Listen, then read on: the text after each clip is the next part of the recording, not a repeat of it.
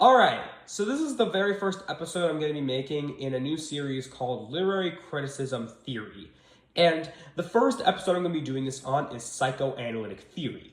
Psychoanalytic theory is actually how unconscious motivations, desires, and fears shape up the meaning of an individual. Now, there are three different types of minds, those being the conscious mind, the preconscious mind, and the unconscious mind. The conscious mind essentially has feelings and thoughts that we are currently aware of at this very moment.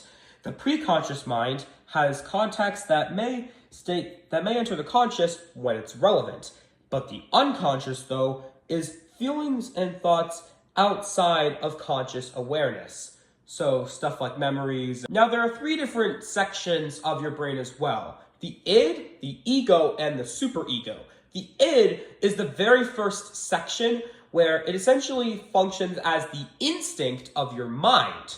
How this instinct really runs is basically it is present at birth and functions throughout pleasure. So the ego essentially takes the information from the id and adds in a coat of reality, which prevents any haywire urges from releasing out to the public.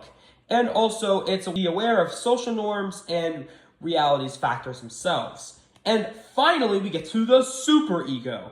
The superego has moral values with a sense of parental and societal values. So basically, what you were taught as a little kid. We now get to the next topic, which is about trauma. Trauma is the disturbing experience that causes high fear with a long-term negative effect. Basically, something bad that happened, like, for example, a war, and you kind of get a lot of thoughts from your mind that were from that war and that you wouldn't really forget about that much. What trauma also leads to is anxiety. Anxiety is the response to that threat or discomfort.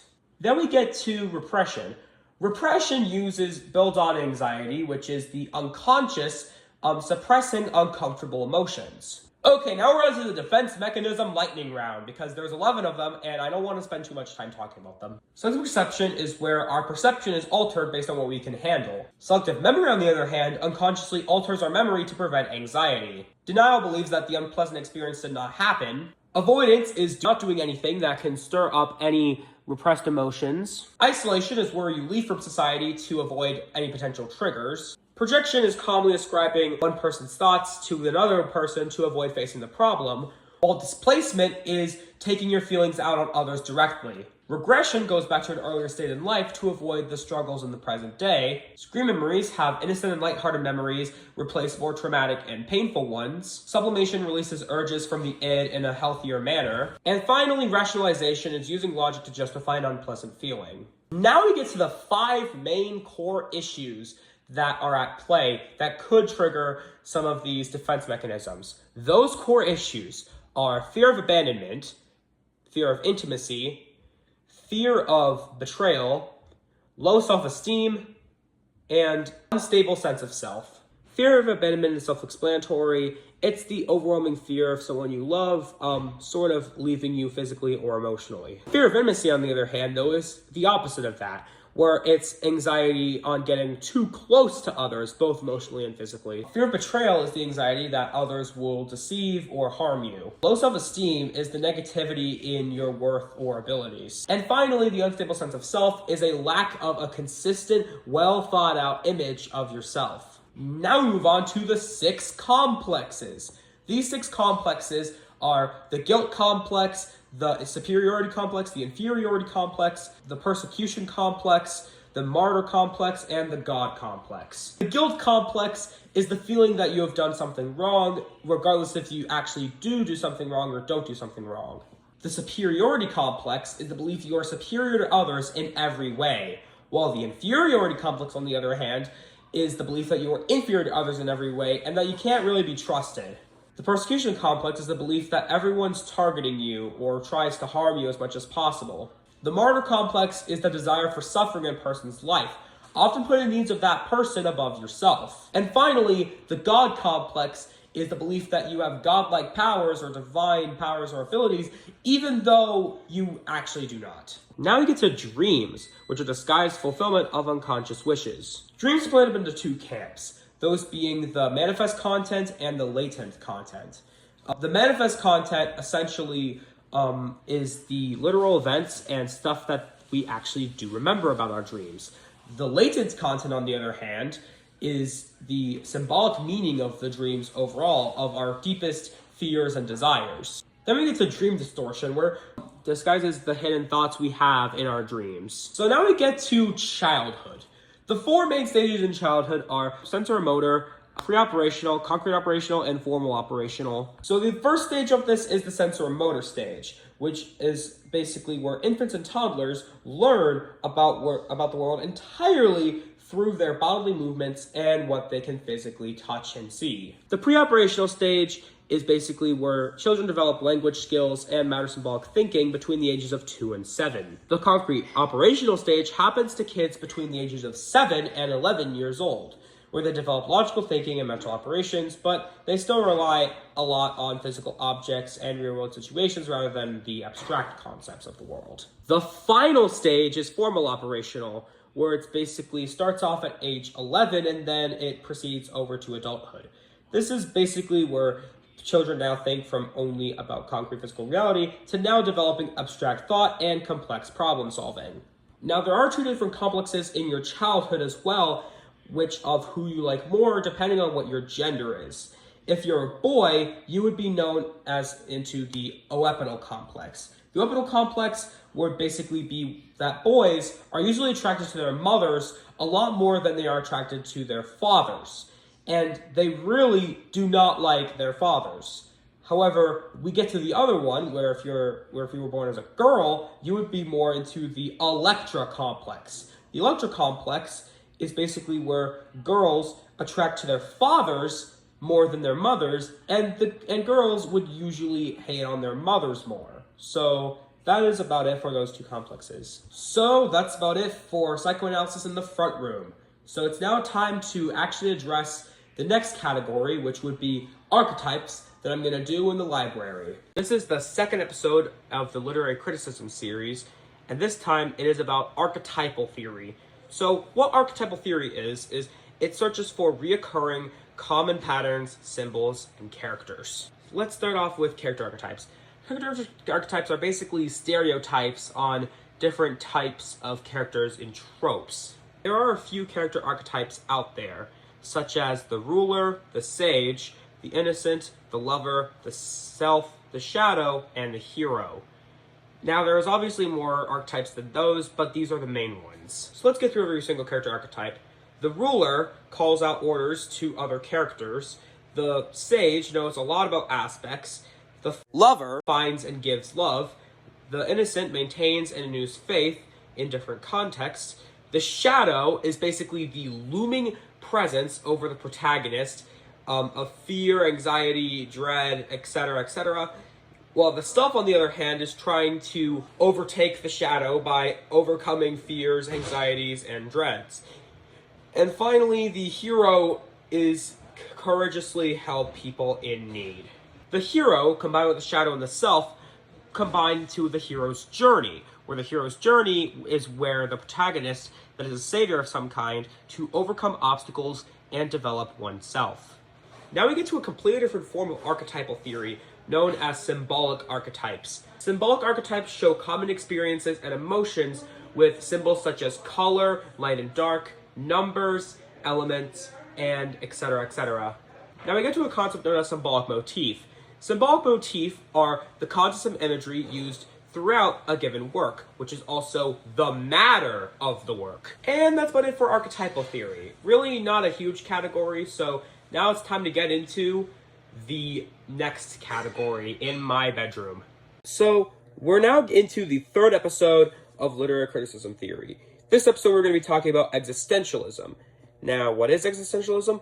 Well, existentialism is the fact that humans have free choice and that they can create purpose in their lives. Now, there are three different pillars of existentialism, those being absurdity, existential dread, and radical responsibility. Absurdity is humans always looking for a purpose, but there's really no signs of it at all. Existential dread is the realization that you have control over everything in your life, feeling anxiety over some really big questions to ponder over. And finally, we get to radical responsibility, which radical responsibility is just knowing everything is done on purpose and that everything you do matters. Now, there are some other topics to explore with existentialism, such as nihilism, which is the belief that there is no purpose in life. There's also the fact of order versus chaos.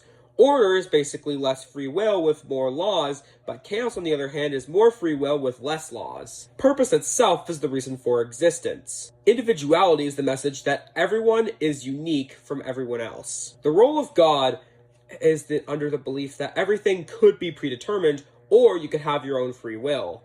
And finally, an existential crisis is an event where that one person does not really know why they exist. That's another pretty short episode because existentialism isn't that detailed. So we're now getting on to the fourth episode, which I'm going to be doing downstairs in the basement. Alright, welcome to the fourth episode of the Literary Criticism Theory series, and now we're into aestheticism. Aestheticism only exists for its external surface with no deeper moral or political meaning. If you are looking at an aestheticism view, you have to determine if something is visually attractive or if it can produce any emotions, which is also known as art for art's sake. Now I get to some terminology here. So, the grotesque is bizarre imagery used to determine aspects out of the ordinary to offend the reader in some way. Decadence is imagery becomes frightening the further the viewer looks into that. Imagery is basically a literary device to describe aspects of the work. The reader emotion is the feelings the reader gets from reading a part involving multiple deliberate literary devices, which sets the tone and mood of the book. Okay, that's it for aestheticism. Now we're moving on to the theater room, where I'm going to be putting out Marxism. Alright, this is the fifth episode of Literary Criticism Theory, and I'm now going to be explaining Marxism. Now, Marxism is basically the communist and socialist ideology that abolishes private property. There could be a situation where the working class owns the means of production in a stateless, moneyless, and classless society, which is being exploited by potential owners. Power and control is the choice of what needs to be done with society. So now we get to the three different classes of wealth here, those being the proletariat, the bourgeoisie, and aristocracy. The proletariat is mainly the poor class, which often works a lot for something that they don't really get that much. Bourgeoisie is the middle class of the society, and finally, aristocracy is the rich class in society. Now let's throw some different terminology now. Revolution is basically a major change in society. Capitalism is businesses earning a profit on selling products. And finally, we are into the lightning round, where I'm going to quickly list off different types of governments and what they actually are. Democracy puts decisions through people, where either directly or through elections. Monarchy is where a monarch, such as a king, queen, or emperor, could run a society. Dictatorship is where a single person has power over society, mainly resulting through propaganda or strict censorship. Totalitarianism is where a government controls literally every aspect in public and private life for the society. And finally, we get to anarchy, where there is no government whatsoever. Well, that's about it for Marxism. I'm going to be moving on to the sixth topic, which I'm going to talk about in the bathroom. Welcome to the sixth episode on the Literary Criticism Theory. This time I'm going to be talking about feminism. Feminism is the advocacy for inequalities between men and women. So the main topic that I'm going to be discussing here is roles and stereotypes between genders. A stereotype is the oversimplification of a particular group. So these are the general roles that I see in two different genders. Men usually work, while women usually are caregivers. In fact, women mature 2 years faster than men do. There's also one test that would be in a traditional story. This one test would be the Bechdel test. The Bechdel test determines if two named female characters talk about anything besides a man. To each other. And finally, we are now getting into the two different types of rulings under feminism. Those being patriarchy and matriarchy. Patriarchy is when a society is run by all men, while matriarchy, on the other hand, is when a society is run by all women. Well, that's about it for feminism. So now we get to the 7th and final episode of this series, which I'm going to be recording in the storage room. This is the 7th and final episode of Literary Criticism Theory. This time I'm talking about New Historicism. New Historicism relates to social, personal, economical, and political aspects of history in a book. So now we get to the 4 main aspects of New Historicism. The first one is structuralism, where it understands broad human culture. Intellectuality is the deep thinking and reasoning to pursue critical analysis. Discourse is ways of speaking and thinking to understand the world. And finally, context is required to have text make sense. The 2 topics that are heavy in New Historicism are the political and social sides of things. New Historicism is also the reaction against formalism. Well, that was the last episode of this series, so if you've made it this far, you have learned about every single type of literary criticism theory. Besides theology, where there's really no key definitions to it unless I'm doing a completely different conversation. But anyways, that's about it for this entire series, and I'll see you in the next video. Bye!